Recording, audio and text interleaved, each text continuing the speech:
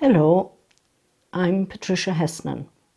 Welcome to this podcast on a technique of how to let go of persons or thoughts that may be affecting your life.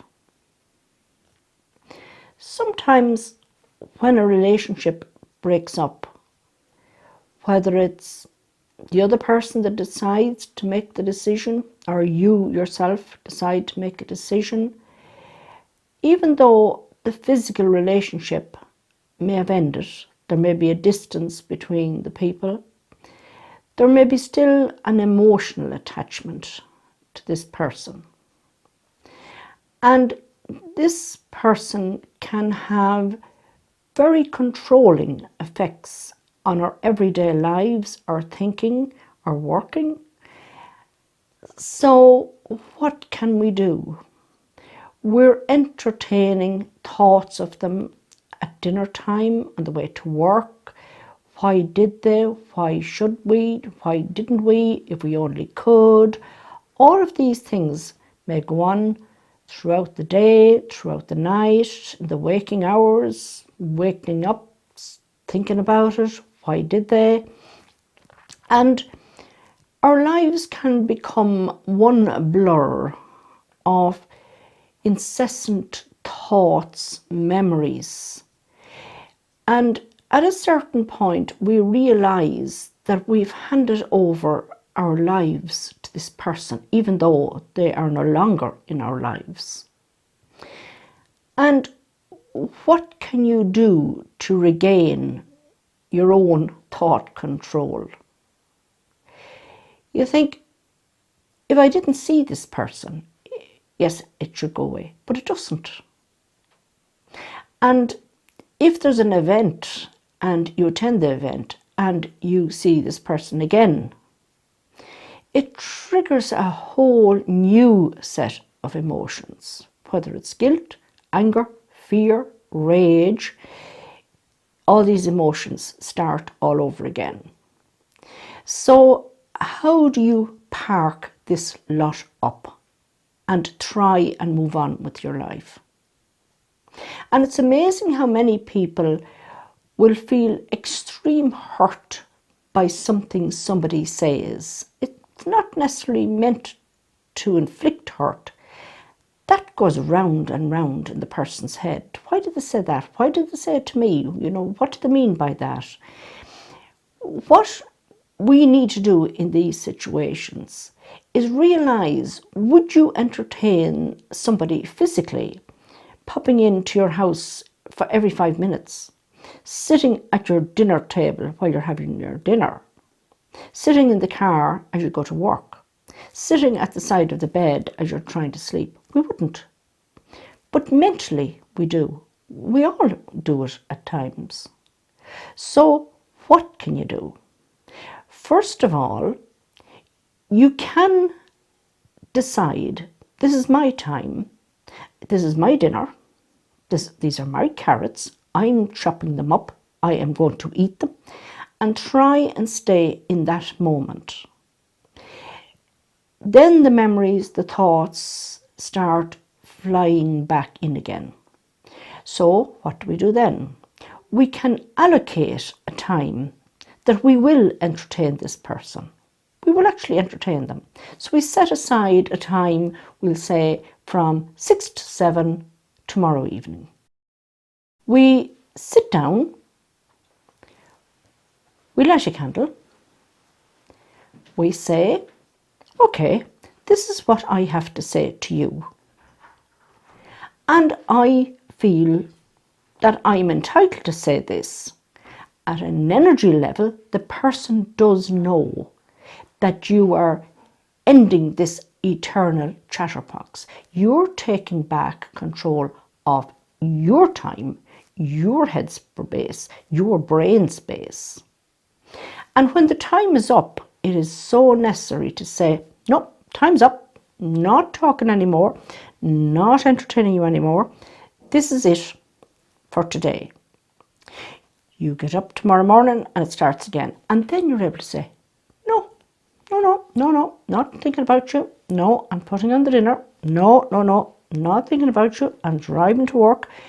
I will allocate a time tomorrow evening, not even this evening, tomorrow evening between 3 and 4. And I'm going to sit down and I'm going to entertain all the thoughts I have about you and what we did and didn't do and should have done and could have done. Now you are starting to claw back your own mind space. This happens, it goes on for weeks and weeks and weeks, especially after a relationship breaks up in a very unharmonious manner. And the blaming is, if you didn't, you did, if you could, you could. It is mind control. It's mind-boggling how it goes on. And it's amazing how many people have practiced this exercise of letting go and taking back control of your own space. So every time this person's name is mentioned, you say, right, okay, what am I doing at this point in time? I'm writing a letter, I'm lighting the fire, I'm writing an email. What am I doing at this point in time? This is my life. The past is history. The future is only a possibility. This is my time and my moment. And I will choose to entertain who I wish and when I wish.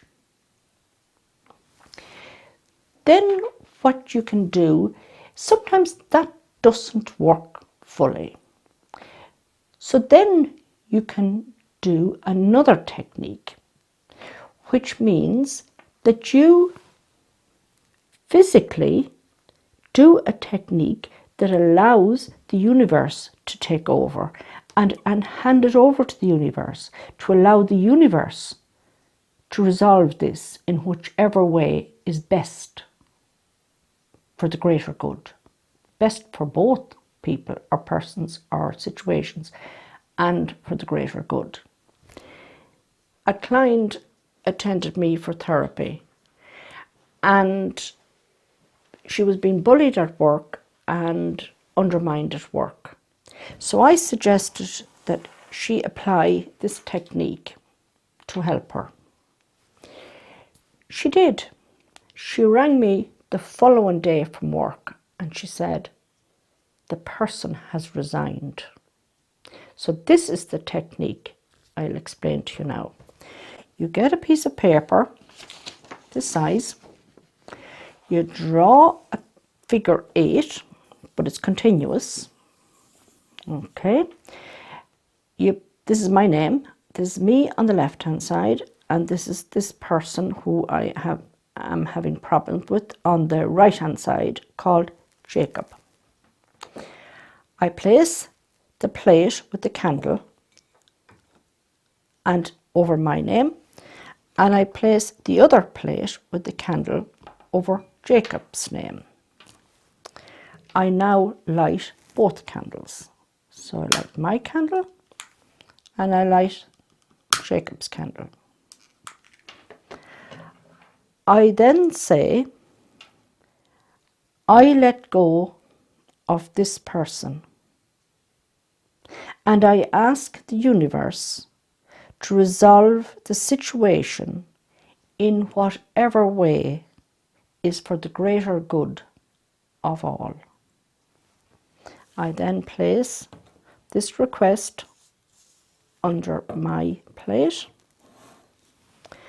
and I now disconnect from this person.